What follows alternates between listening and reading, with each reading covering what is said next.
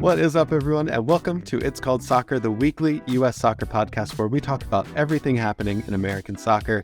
I'm joined by my co-host, Tom. I am Jake here in Philadelphia, Pennsylvania, and we got to meet each other for the first time in person this past week at the United Soccer Coaches Conference. So before we get into all that, Tom, how's that conference for you? Dude, it was awesome. It was so cool to be surrounded by so many coaches from all over the world.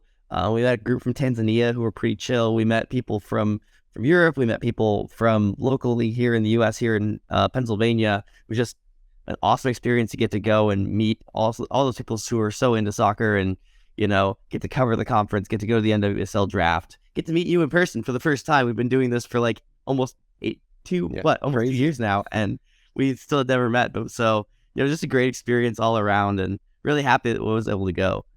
Yeah, it's not every day in America that you're surrounded by people that love the game as much as you. So it was amazing to just have that perspective of there are people like us, everyone watching, listening. There are people like us everywhere. And it was amazing to get to meet some other podcasts. Shout out to ATL on Fire and Atlanta United podcast that was across the way from us. Ladcast was there. So it was a great time. But today on this episode, we are reviewing the weekend results. We're going to do a weekly roundup of all of the players that are USMNT eligible. Lots going on in the Premier League and the Championship in England. Most of the other leagues are back across Europe as well, except for the Bundesliga. So we'll fly you around the world to see what the USMNT are doing. And this may have snuck up on you, but the men's teams and the women's teams have games over the next few weeks. So we'll talk about 3 players that we need to see on the U.S. men's national team roster as they focus on games against Colombia and Serbia in 2 weeks. And then the women's team is in New Zealand for 2 matches against New Zealand. One is tomorrow and one is Friday. Both of those games are at 10 p.m. So we'll talk about some of the problems and question marks that the women's national team is facing and what we want to see from these games against New Zealand. Then everyone's favorite new recurring segment, the USMNT player pool rankings, are back. To kick off the new year, Tom and I will run down our top 5 performing players right now. And before we get started, if you are listening to this wherever you get your podcasts, make sure you stick around for an exclusive interview with World Cup play-by-play announcer JP Della Camera. If you're watching this on YouTube, you can find the video separately on the channel. All right, Tom, roundup of players. A lot going on now that we're back into club football. On Friday, Tyler Adams and Brendan Aronson, and Jesse Marsch for that matter, lost a tightly contested 2-1 match against Aston Villa, which sees them just 2 points from the relegation zone. Tom, is Jesse still safe, and is Leeds in a relegation fight? It's hard to say that Leeds is not in a relegation fight at this point. They have battled it out. They still can't really get above 14th place. They look really good against top 6 sides, but against the bottom of the table, they really don't seem to be able to perform and put together the wins they need to sort of push themselves away from that relegation zone. So they're going to fight. Marsch is definitely on the hot seat now, you'd have to think, unless he can really pull something together and get a string of wins. So I hope he can do it. He had a brief recorded session at the coaches convention. It was awesome to hear him speak and hear his philosophy on coaching. But, it's a Premier League club. You really have to put in the results, and it's been a struggle lately to get those results. Yeah, absolutely. And Brendan Aronson himself has been struggling a bit in form after the World Cup. Does he need a benching or two? Is it rest? Is it something mental? I'm not really sure what you do. It might be time for a benching. I think that's sort of the direction I'm starting to see people want to go with it. For me, when I watch him play, he just gets knocked off the ball too easily. He just needs to get stronger or figure out how to hold people off just a little bit better. You can't pick up the ball in the midfield and then just get shoved down and have the ball taken from you every single time. Even if it's a foul 50% of the time, that's not a high enough rate for that to be acceptable in your play. And his pressing numbers have gone down. His counter pressing numbers have gone down. So he's not really putting in the defensive work rate to match it. So yeah, I'm not really sure what's going on there, but something's got to change. Yeah, absolutely. I kind of see it as a Jack Grealish problem. You're trying to draw fouls. You're trying to win the space for your team. But with Brendan Aronson, if he's getting knocked off the ball, if he's not getting those fouls, then he needs to make sure his game changes with the times or with the ref for that matter, to just make sure that he's still being effective in the match. All right. Also on Friday, Luca de la Torre got 45 minutes in La Liga in a 1-1 draw with Villarreal. And Weston McKennie was in the starting lineup just for Juve to lose 5-1 to rivals Napoli. Now, Tom, Juve was on blistering form up until this match, were kind of stopped in their tracks by a team that just looked a level above them. What's next for Weston McKennie? Is he on the transfer block? Should he stay at Juve? I want him to stay at Juve if he can, but Juve is also not in a great spot financially right now. We know that they have pretty big money problems, and McKennie is one of their only real young talents that they could sell, maybe with Chiesa and Locatelli. So it makes sense that Juve is going to be shopping him, but I like our players to be in a spot where they're going to get consistent minutes, consistent playing time. Even though McKennie's playing out of position, which his dad is now complaining about actively on Twitter, he still starts every single match for Juventus. And we've seen with other transfers that that's not a guarantee for our players. So there's something to be said for him being in a place where he's going to get consistent minutes for a good top 5 team. Yeah, and there's absolutely inflated numbers coming from a transfer like Mykhailo Mudryk to Chelsea from Shakhtar Donetsk for over £100 million. Weston McKennie for around 30 is still a great asset that Juve has if they need to sell him and move him on for the money. Now, moving to the weekend on Saturday, David Wagner, the new manager at Norwich, is off to a flying start. Josh Sargent started in that match, a 4-0 win for Norwich. Zach Steffen gets a clean sheet in a 1-0 win for Middlesbrough over Millwall. And Daryl Dike gets the best of Ethan Horvath with a goal as West Bromwich Albion beats Luton in a 3-2 comeback. Tom, in the championship, what stuck out to you? Was it Josh Sargent being in the lineup for the new manager? Was it Daryl Dike continuing his form? I think the continuing saga of Josh Sargent's position is the continuing story for me. Fotmob had him as a center midfielder in that game. I think his position was closer to a traditional 10 or like second striker almost underneath Timo Pukki, and played well. He got into good positions, just couldn't get a goal to fall. So we'll see if him moving more central is going to really affect his goal scoring output. I think that that's the right position to play him in. I don't think he's as effective on the wings, but this is something that's been a story to watch ever since Josh Sargent moved to England. 2 different managers at Norwich had him on the left or right wing. Now he's got David Wagner as his manager. David Wagner said in interviews that he sees him as a central attacking player. What does that look like, especially when Timo Pukki is going out and getting a brace in his first match under the new manager? So this is sort of the big story that I'm starting to follow. But we can talk about Daryl Dike as well, who's in great form as well. It looked to me like Timo Pukki was the Pukki of old, the Pukki that was getting double-digit goals in the Premier League. It was weird to me that David Wagner went on record saying that he sees Josh Sargent's best position as a striker and that he doesn't really want to play him on the wing. And then first game in, plays Josh Sargent on the wing. But that might also be, a new manager trying to keep things the same, not really shake up a ton. Because Norwich, they were in poor form, but with that win, they're back in the playoff promotion spot. So it wasn't like this guy was falling. Lately? It's why. Yeah, there's like 3 points separating teams 3 through 11 right now. Even the Premier League is crazy. There's like a really tight block from 1 to 5, and there's a huge drop off from 6 to 13, and then kind of from Nottingham Forest and Leeds down is all of relegation. It's wild. Every league is wild right now. I will say Josh Sargent eventually, hopefully, will move to a central position, but right now, Daryl Dike is making us very, very sad that he was not healthy for the World Cup, because he is just a game changer for West Bromwich Albion right now, getting that goal in a 3-2 comeback to beat Ethan Horvath. On the goal for Daryl Dike, Ethan Horvath kind of made a gaffe. He went out of his box, tried to make the tackle, didn't get there. For a goalkeeper, that's really difficult. It's hard to judge a sprint from 40 yards while the striker is bearing down on you. But what have you seen from our goalkeepers in the championship? Zach Steffen with the clean sheet, Ethan Horvath, and Luton are doing well, but not necessarily getting into that promotion spot. I mean, I think Steffen is starting to round back into a little bit of form, which was needed because I don't think he had a great start to the season. Horvath has had a really good year. Today, his last match was not great, but Luton has been slowly climbing the table. They just can't do enough to get into the top 6 spots. They've been sort of flirting with the bottom of that playoff picture. So, I'm happy with the way they're performing right now. I just want to see it become a consistent thing and sort of see them start to challenge these promotion spots. Yeah, absolutely. All right, more whip around coverage on Saturday. Mark McKenzie in Belgium continues his blistering form as Genk gets the win and clean sheet. Serginho Dest comes on at halftime with AC Milan down 2-0 and gets the draw with a final score of 2-2 against Lecce.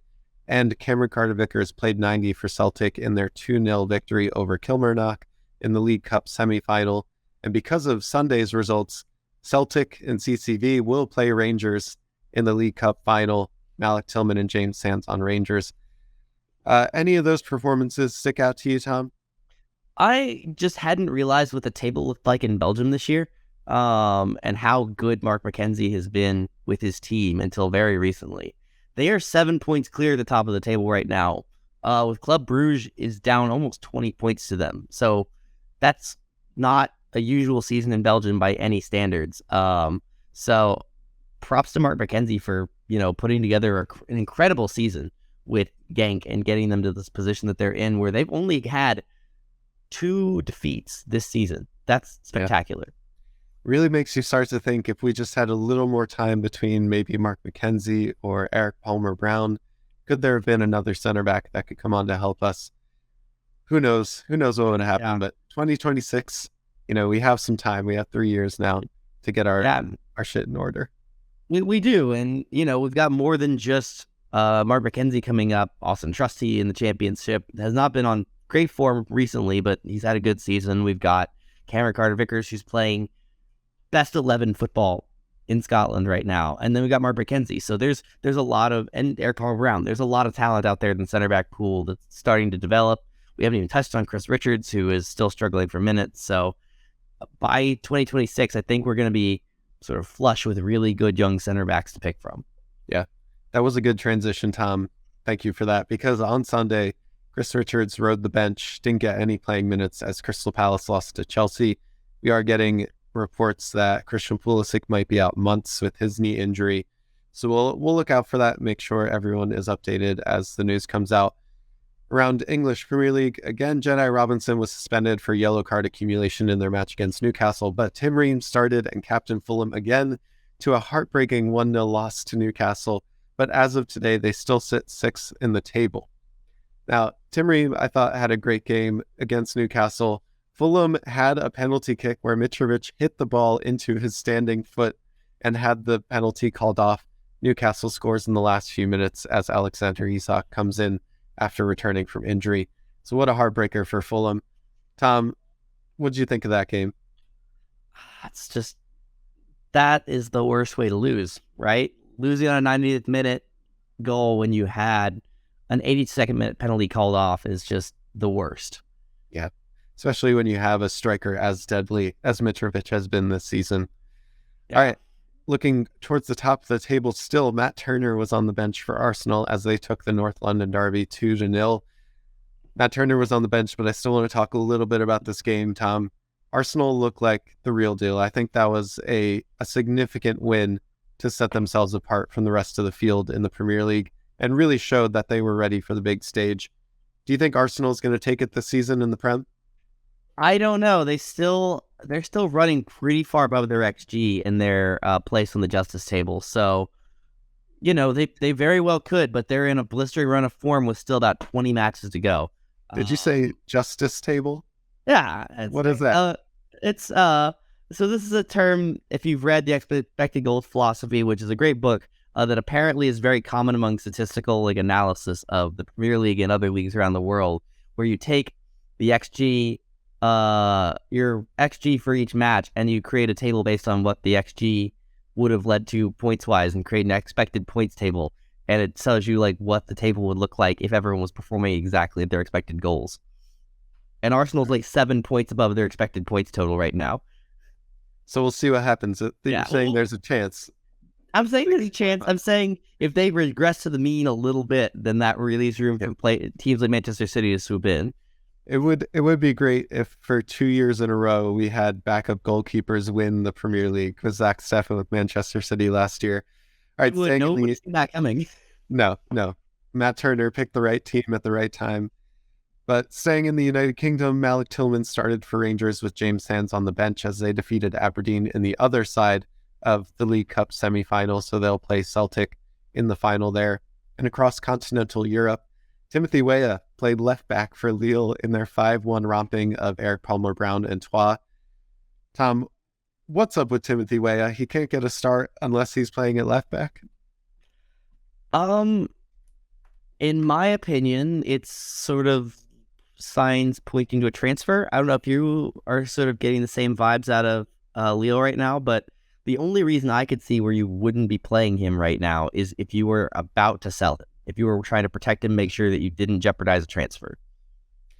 Yeah, I can't say I have any idea what's happening there because playing left back doesn't signify a transfer is incoming for me. But Ricardo Pepi started and played 90 minutes in Groningen's return to the Eredivisie action in a 3-0 loss to Feyenoord. Taylor Booth played 85 minutes for FC Utrecht in their 2-2 draw with go-ahead Eagles. That about rounds us up. Have I missed anyone, Tom, or any performances that really stuck out to you? I want to go to Turkey, where I know there is a transfer absolutely imminent because Haji Wright has just disappeared from the squad at Antalyaspor, which, given the rumored transfers that he has, there's interest from a couple of Premier League sides. I think you can go ahead and say that if they're not playing the second highest scorer in Turkey right now, that it's probably to protect a transfer, and I would expect Haji Wright to be leaving the club sometime in the next 2 weeks. Yeah, I think that's fair. That's always indicative of a transfer, right? A player that is critical to their team's success. They have no injuries that are reported, and they are just surrounded by rumors of transfers going to the Premier League. It would be great to see another American in the top flight in England, I think. And the teams that are connected with him in terms of these rumors, I think would be wonderful. Haji Wright would be a great addition to those teams. All right, Tom.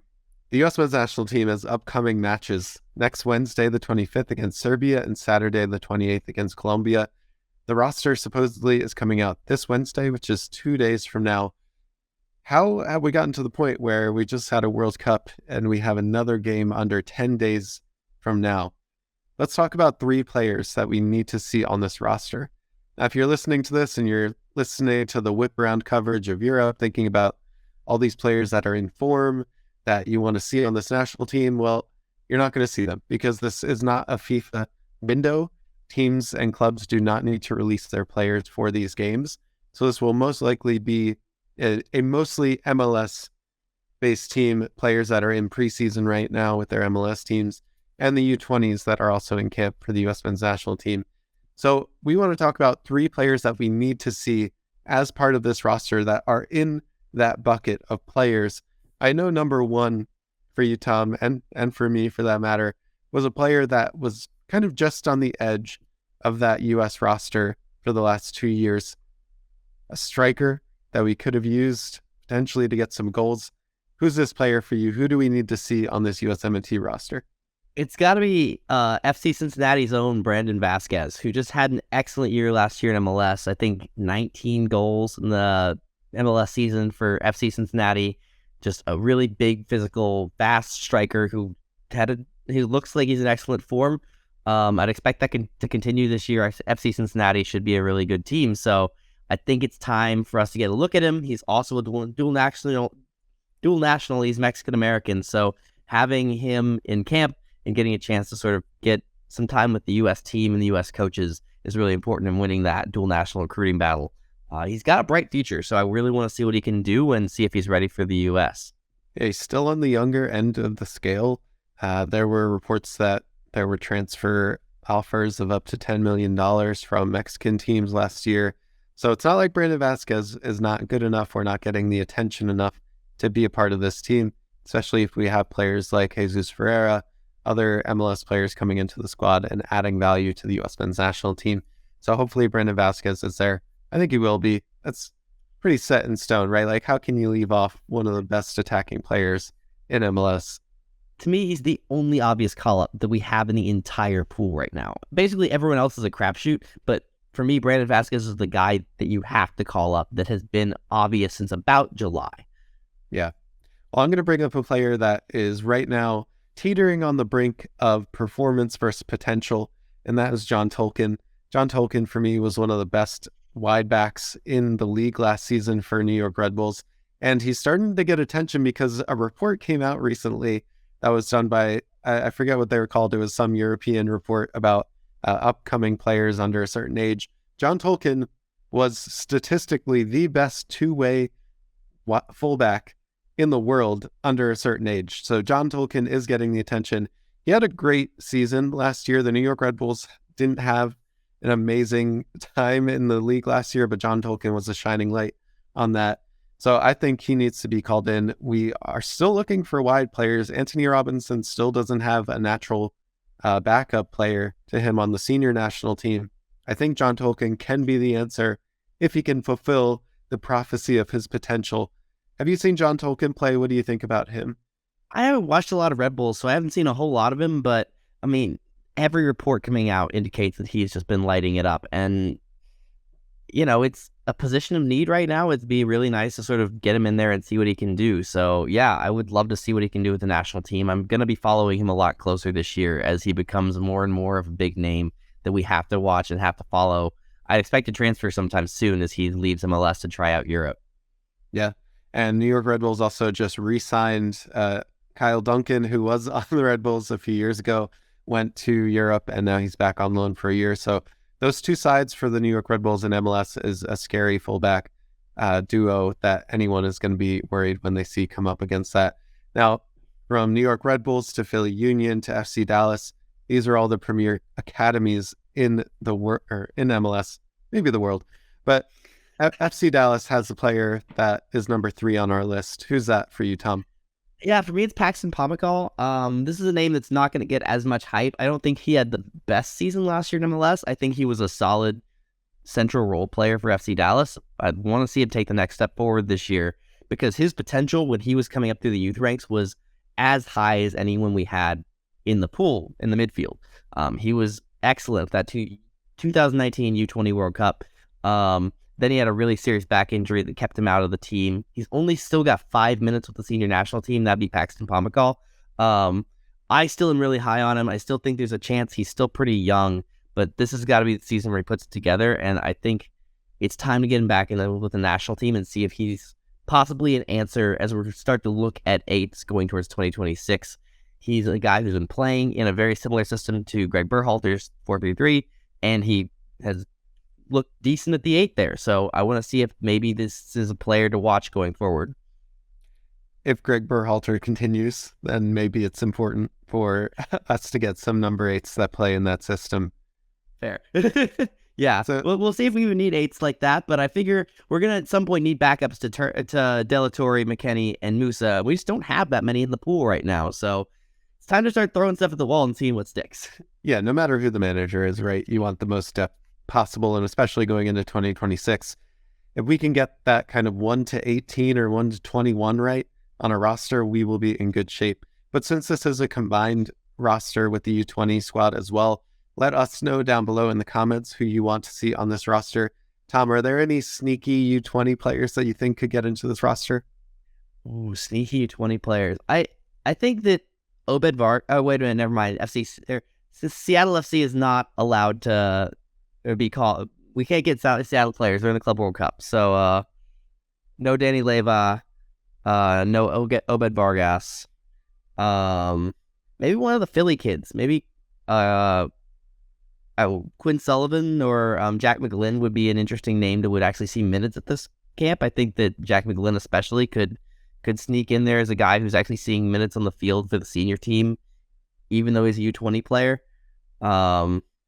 Yeah, there's a lot of great talent. Maybe Caleb Wiley sneaks on. The left back from Atlanta United. He's another one that is really an interesting prospect. So yeah, there's some names out there. I wish we had Seattle Sounders players available because that would be really nice. At some point, we need to lock down Obed Vargas. Vargas is a name that I'm really excited about. I think there's a lot of wide-ranging sort of views on how much he translates to the next level, but he's played so well for Seattle as a 6, and it's definitely a position of need for us, so I really hope that he pans out. Yeah, and since we're talking so much about MLS players, we're about to get to the women's national team. I wanted to ask you your opinion on the new Apple deal for MLS, and Is this a good thing? I don't know. I feel a little bit sad that few less games are going to be on regular television. But there's a mixed bag that comes with this. So we do have some games that are still on Fox. We do have a bunch of games that are not hidden behind the sort of extra $15 paywall per month that are just on the regular Apple TV Plus. And we also do have a much broader media coverage of the game. So we're going to get consistent start times, consistent start windows for the MLS on consistent days. Huge important thing, because all of a sudden there's not just randomly MLS games on. We also get Apple TV Plus forcing all of these clubs to actually put in effort into their media content and like creating behind the scenes content and creating pre-match and post-match content, pre-match, post-match shows, stuff like that. That's all huge for the league. I think it really helps us grow. But like the HBO Max deal for the US, which becomes important as we're looking towards games this month, surprise, surprise, we're going to be on HBO Max tomorrow for the women's national team. I don't like the idea of locking the national team behind streaming services, which are expensive for bars if you're trying to have a watch party. They're expensive for fans who are trying to watch the games. I just wish the team was going to be more accessible. The leagues were going to be more accessible to people. I really hate just sort of locking them behind streaming services where only the people who are interested are going to find the content. Yeah, it's not great for growth. It might be good for people that are currently fans of that and want to seek it out. Yeah, the U.S. men's national team games, the one against Serbia is on HBO Max only. And then the one on Saturday, the 28th against Colombia, I do think that's on television and HBO Max.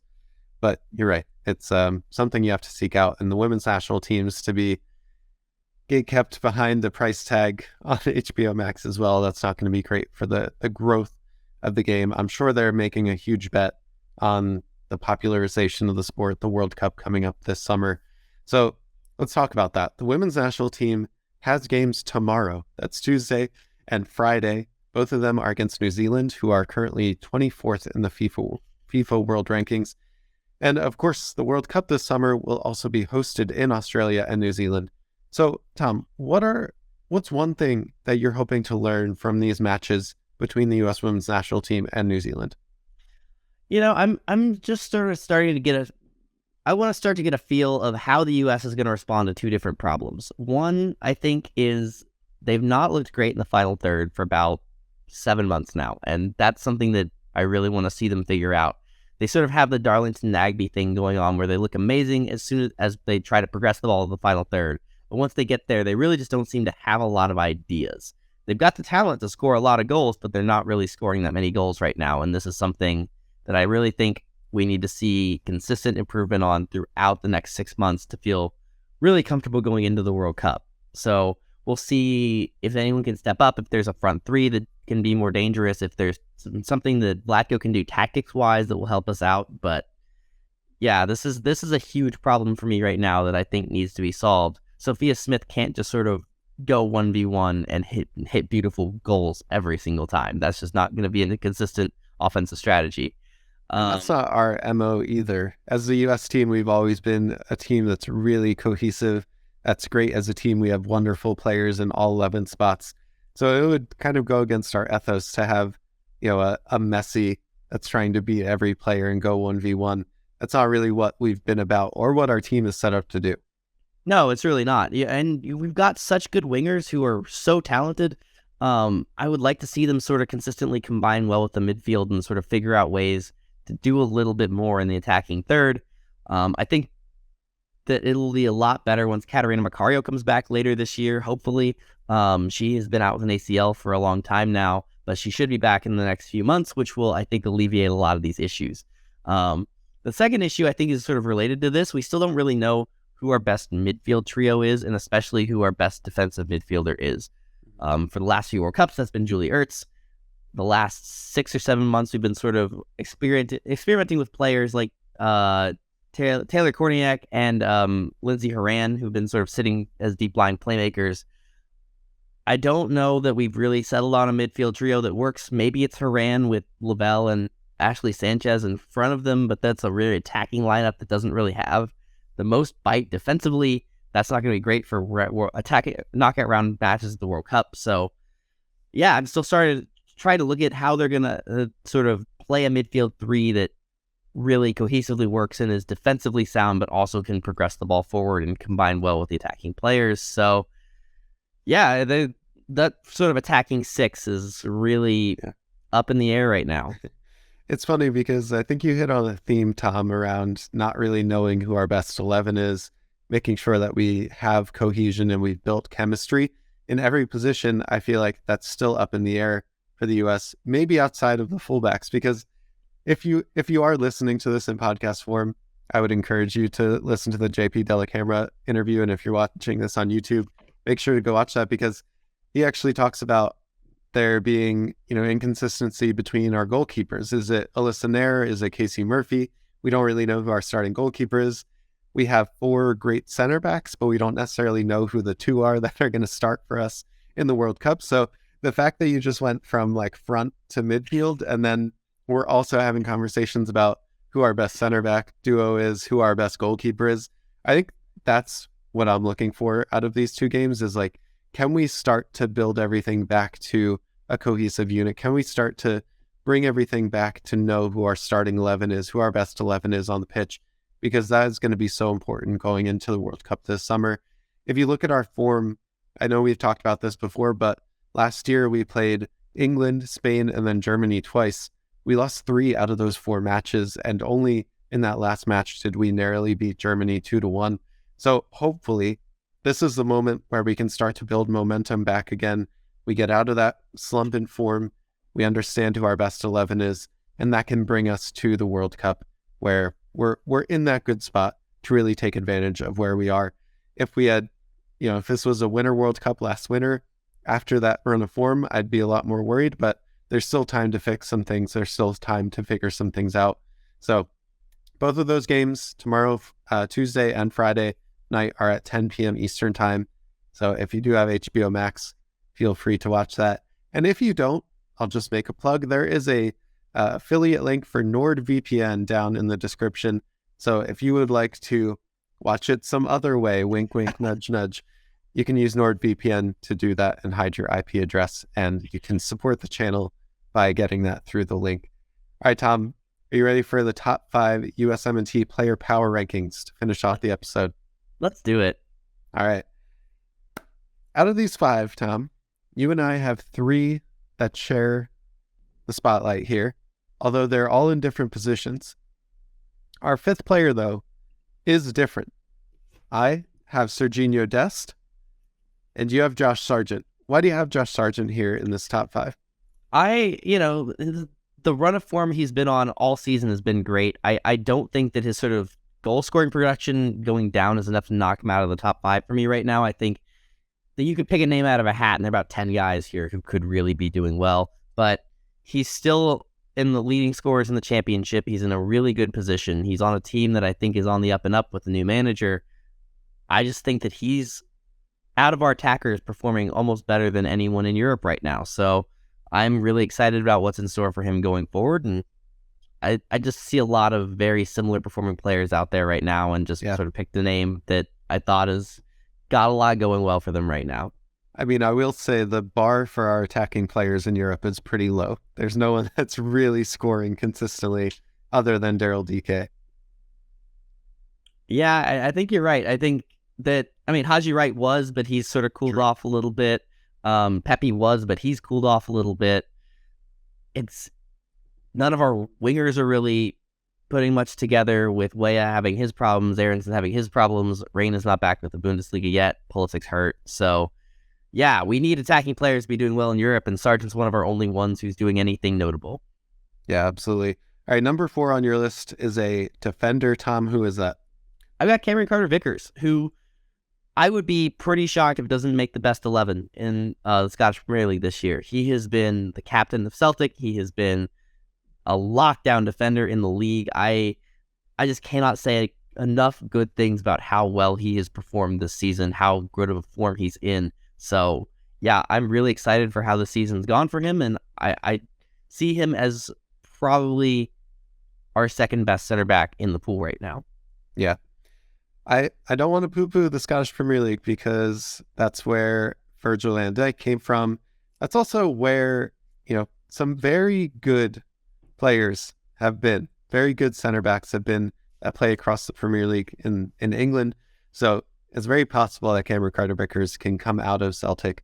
Or, you know what? Maybe he just stays at Celtic for his entire career and becomes a legend himself. I have Tyler Adams at number 4, and I know you have him higher up your list as a spoiler alert, but I have him at number 4 just because of how poor Leeds' form is. They haven't won many games in the last 10, 15 games. Tyler Adams has been amazing, but not enough to save them in form.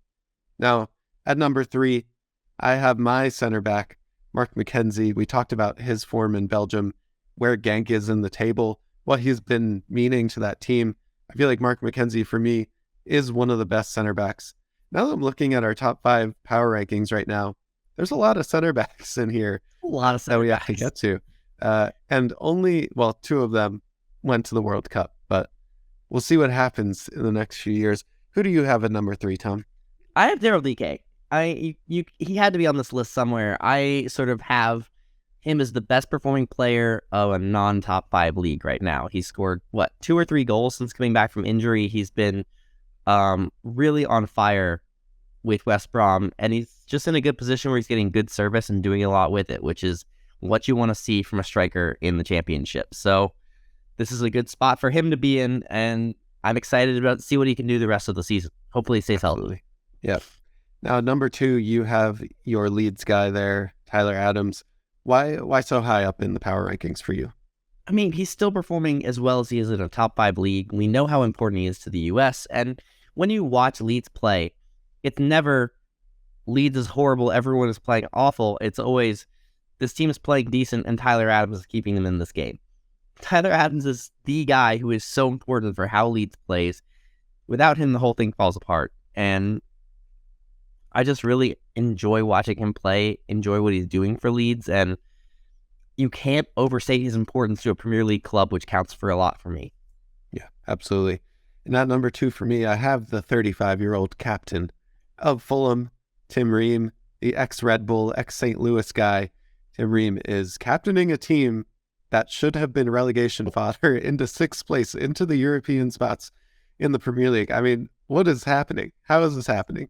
This is the best story in the Premier League right now, is Tim Ream sort of having this renaissance and keeping Fulham where they are. We've said this for about a month straight now, but I just love this story, and I'm so happy for Tim Ream. Yep. Now, Tim Ream is your number 1. Anything else to say there with Mr. Ream? Just hope this continues. I want to see him go the Thiago Silva route and be playing amazing soccer in the Premier League till he's 40. And I don't think that Silva played in the World Cup for Brazil at 39 years old. That's how old Tim Ream will be in 2026. So I'm just saying it is possible. I would love to see it. I'm so happy for him. Yep. And number 1 for me this week is Daryl Dike. I think we've seen how difficult it is for attacking players to produce, as some curse is beholden to the U.S. men's national team across the front 3. But Daryl Dike has consistently smashed that curse when he's been healthy. So I love to see someone scoring for our team. Daryl Dike is number 1 for me. Tim Ream is number 1 for you. I think those are both wonderful number 1s for the power rankings this week. Tom, what are you looking forward to in the next week? Oh, man. I think there's just a lot of good action that's going to keep going. I'm mostly going to be looking at the U.S. games, though. I really am just ready to get back to some national team action. That'll be just excellent to see. So be on the lookout for these U.S. women's national team games. Do you have any big club games you're looking at right now? I mean, it's another FA Cup week. The Italian Super Cup final, Milan versus Inter. So the Milan Derby is the Italian Super Cup final. That's at 2 p.m. Eastern time on Wednesday. And then, Leeds versus Cardiff. I think that is going to be a very telling game for Jesse Marsch going forward.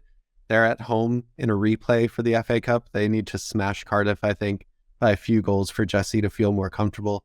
And then Thursday, Man City versus Tottenham in the Premier League. And then we're back at it to the Bundesliga comes back next weekend. So across from all the U.S. women's national teams this week. I mean, 10 p.m. is a rough time for me. I'm usually in bed and sleeping at that point, but maybe Friday will be a little bit better. I won't have too much to do on the weekend. Those are the best start times for me. I love a good 10 p.m. kickoff. I'm just shattered by all the 2 a.m. and 3 a.m. games I had while I was living in London, so I'll take a 10 p.m. That's fair. All right, Tom. The astronomer in me is always looking for a late night kickoff. I like do my best work when it's about midnight. So yeah, I love. You're living among the stars. Oh yeah, always. There we go. All right, thanks so much everyone for watching, for listening. We really appreciate you, and we'll see you next week on It's Called Soccer.